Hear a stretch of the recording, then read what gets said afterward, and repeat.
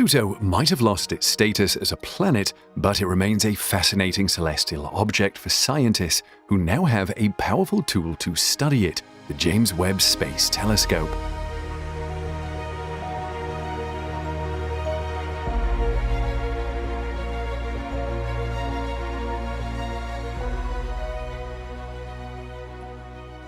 Thanks to this new generation space observatory, scientists are making astounding discoveries, and what they've found on Pluto is nothing but mind-boggling. What have scientists found on Pluto? How does it affect you here on Earth? And can these new discoveries make Pluto qualify as a planet again? Join us in this video as we dive into the James Webb Space Telescope's terrifying discovery on Pluto that changes everything. Where do we start talking about Pluto? It is a complex and mysterious world with mountains, valleys, plains, craters, and maybe glaciers.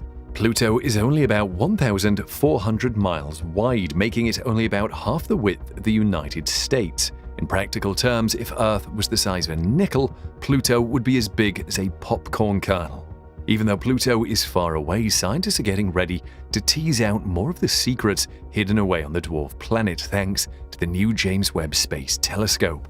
Pluto is an average distance of 3.7 billion miles or 5.9 billion kilometers from the Sun, or about 39 astronomical units away from the Sun. Sunlight takes about 5.5 hours to travel from the Sun to Pluto. What if you find yourself on Pluto? Chances are you won't like it. If you were to stand on the surface of Pluto at noon, the Sun would be 1/900th of the brightness it is here on Earth, or about 300 times as bright as our full moon. In fact, there is a moment each day near sunset here on Earth when the light is the same brightness as midday on Pluto. There is also the temperature. The average temperature on Pluto is minus 387 degrees Fahrenheit, or minus 232 degrees Celsius. Pluto has a 248-year-long rotation around the Sun. The oval-shaped orbit can take it as far as 49.3 astronomical units AU from the Sun and as close as 30 AU.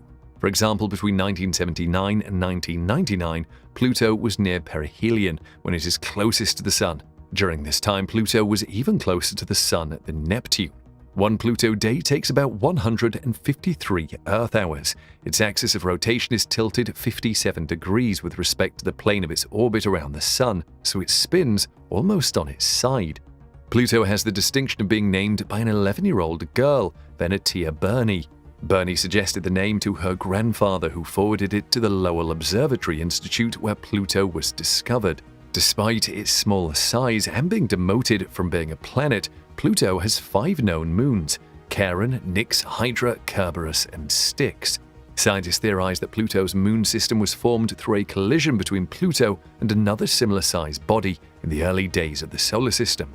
Charon is the biggest of Pluto's moons and measures about half the size of Pluto.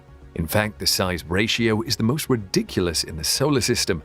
Charon orbits Pluto at a distance of just 12,200 miles, or 19,640 kilometers.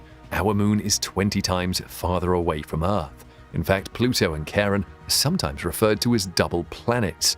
Charon's orbit around Pluto takes 153 hours, exactly the same time it takes Pluto itself to complete one rotation. So on Pluto, you will always see the same side of Charon.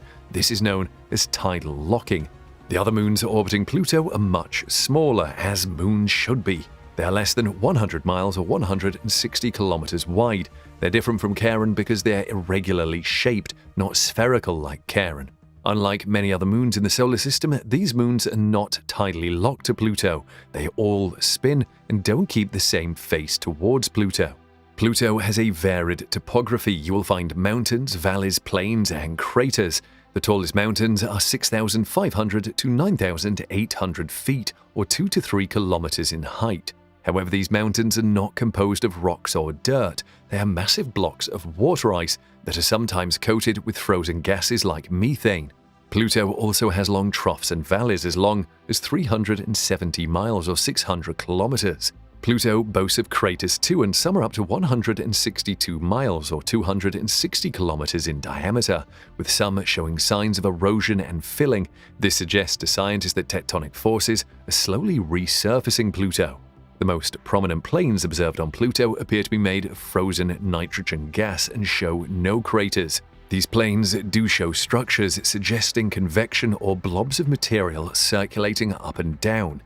Just like the Earth, Pluto has an atmosphere, but with a twist. The atmosphere is thin and expands on getting closer to the Sun. As Pluto moves farther away from the Sun, the atmosphere collapses. The main constituent of the atmosphere is molecular nitrogen, but scientists have detected molecules of methane and carbon monoxide too. When Pluto is close to the Sun, its surface ices sublimate or change directly from solid to gas and rise to temporarily form a thin atmosphere. Pluto has a low gravity, which is about 6% of Earth's, and causes the atmosphere to be much more extended in altitude than our planet's atmosphere. Pluto becomes much colder during the part of each year when it's traveling far away from the Sun. During this time, the bulk of the planet's atmosphere may freeze and fall as snow to the surface. Pluto has its own series of amazing features that remain yet unexplored. A prime example is the Tombau Regio, the unofficial name given to the heart-shaped region observed on the surface of Pluto. A part of its landform is likened to an ice cream cone shape but is strictly covered by carbon monoxide ice. It's now iconically identified as the heart of Pluto. Right in the middle of the heart-shaped crater is another smooth region named Sputnik Planum by the probe's team, a name it now shares with Earth's first artificial satellite. Meteorite impacts are known causes of craters in most planetary bodies, but the Sputnik Planum doesn't have such a deformation. According to the geological timescale, scientists deduced that it is a relatively young region and could be about 100 million years old. There are suggestions that it might be yet to attain its permanent shape, as geological processes can continually change it. Much like the kind of streaks you can often see in Earth's arid region, the scientists observed a series of dark streaks that appear to be a few miles long and going in the same direction on the surface of Pluto's icy plains. What could have caused this? Could it be the not-so-friendly winds that frequently blow across the planet's surface? Also, the dunes on Pluto are only one of the planet's many surprises. On Pluto, the dunes are not composed of sand like that of Earth, but of solid methane ice grains that are molded by the wind. Dunes are more common than you might expect in our solar system. They exist solely on Earth, Mars, Venus, Saturn's moon, Titan, and comet 67P. Due to the fact that these dunes are mostly undisturbed on Pluto's frozen crust, it's likely that they were produced within the last 500,000 years, or perhaps less recently. Pluto creates an age-old dilemma in this way. Polygonal shapes and features on the dwarf planet's surface indicate that it's a young and active geological system. The surface is only a few thousand years old despite the dwarf planet's 4.5 billion-year-old age overall. A thermal, convective overturning of the ice is most likely the cause of this action. How did Pluto form? Even though Pluto today is one of the coldest places in the universe, it might have had a violently hot start according to new discoveries by scientists. Before, astronomers thought Pluto's ancient subsurface sea slowly formed over millions of years as radioactive decay melted ice on the dwarf planet. However, new findings of scientists questioning that theory. A team of scientists combed through vast amounts of images of Pluto taken by the New Horizons spacecraft for clues as to the origin of the dwarf planet. This is possible thanks to the sculpted valleys and mountains on Pluto, which can reveal details about how the dwarf planet was formed. The same thing is obtainable on the Earth with its own mountains and valleys. After the analysis of the dwarf planet's bizarre surface features, the team created a series of computer models that investigated the different methods through which the planet could have formed. The scientists said if Pluto started cold and the ice melted internally, then Pluto would have contracted. There would be telltale signs such as compression fractures on its surface. However, if Pluto started hot, it should have expanded as the ocean froze, and there would be telltale signs of extension features on the surface. But the team only found evidence of extensional features, pointing to the fact that a short violent start could have given way to an early ocean. With this realization, the team then calculated what it would take for the dwarf planet to start off as a heated body. There are two ways Pluto could have generated the heat at the early stage. Energy from radioactive decay warmed the proto-dwarf planet, or it was bombarded by nearby material and the energy from these impacts would have spurred melting. They concluded the second scenario was more likely. If Pluto's formation took too long, the heat created by the gravitational energy of these impacts would have escaped into space. This shows that the formation of Pluto must have been a brisk affair. But of course, in the timeline of the universe, that brisk time could have been about 30,000 years. How did Pluto lose its standing as a planet? Pluto enjoyed this status for decades until the International Astronomical Union changed the definition of a planet by setting forth some basic descriptions that a planet must meet. Unfortunately, Pluto did not meet all of these new requirements, forcing geography textbooks to be rewritten all over the world. So what makes a planet a planet? According to the IAU, a planet must orbit around the Sun, must have sufficient mass to assume hydrostatic equilibrium or a nearly round shape, and must have cleared the neighborhood around its orbit.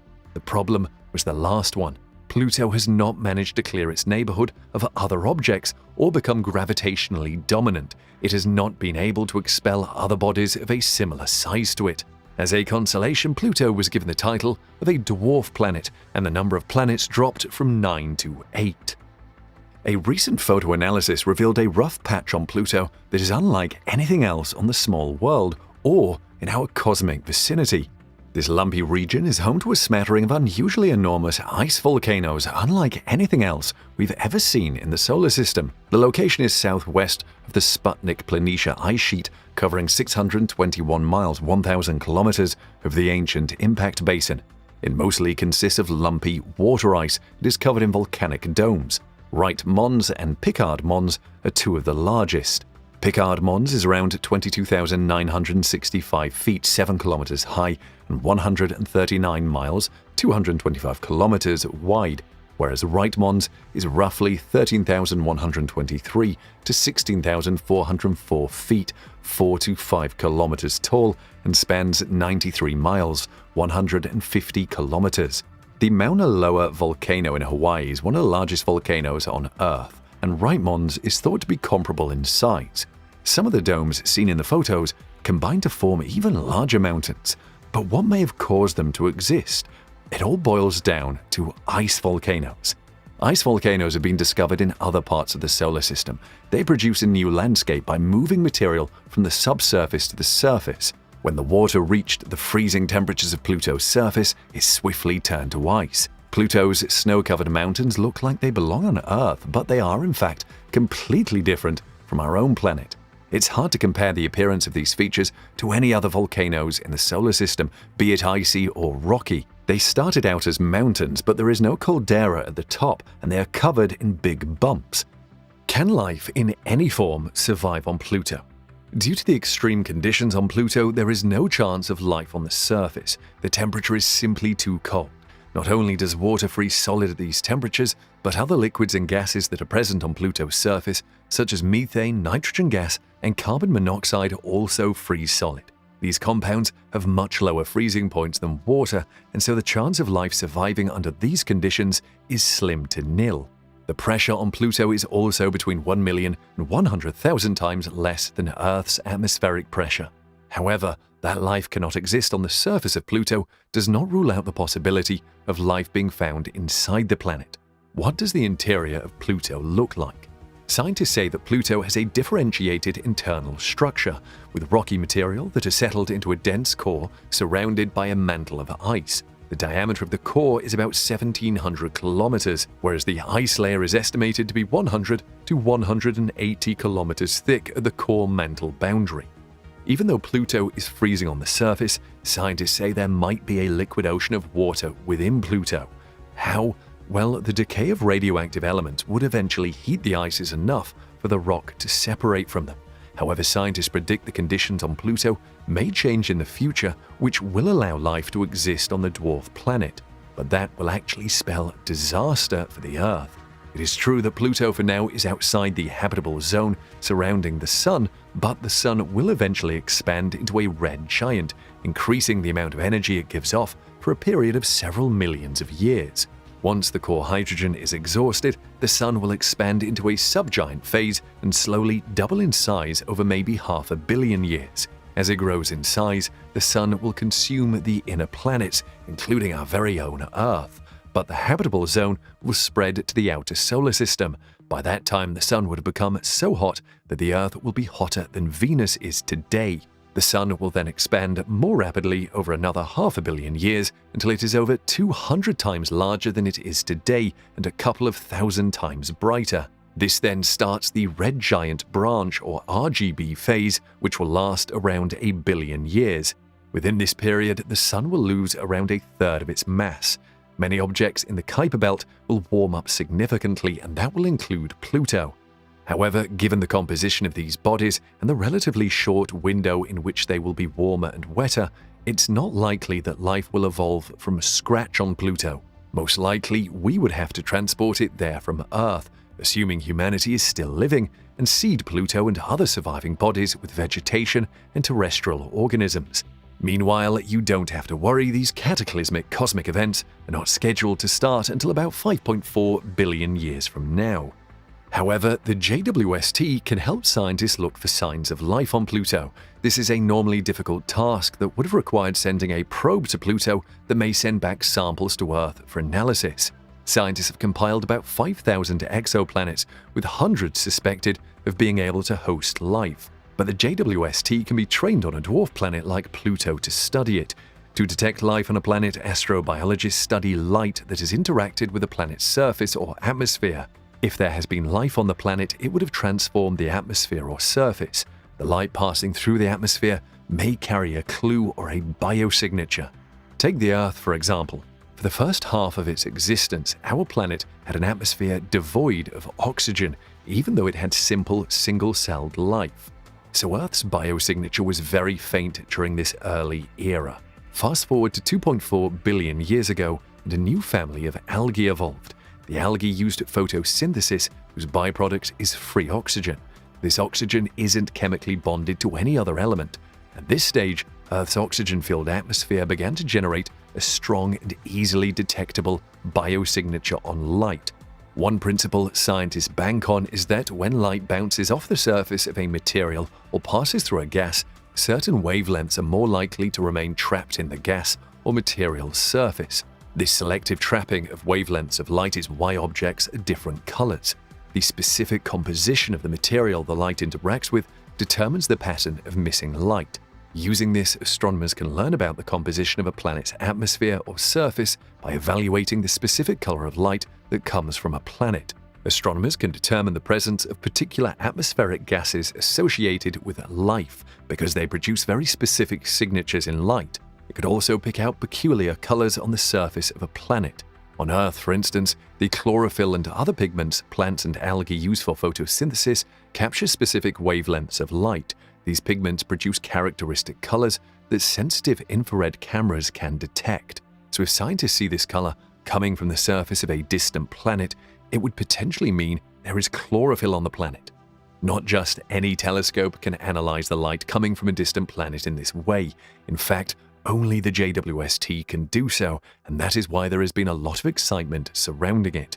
And the great thing about the JWST is it has already demonstrated it is capable. For example, when it began science operations in July 2022, astronomers took a reading of the spectrum of the exoplanet WASP-96b. The analysis of the spectrum showed there were water and clouds on the exoplanet. But of course, WASP-96b could not have hosted life due to its size and temperature.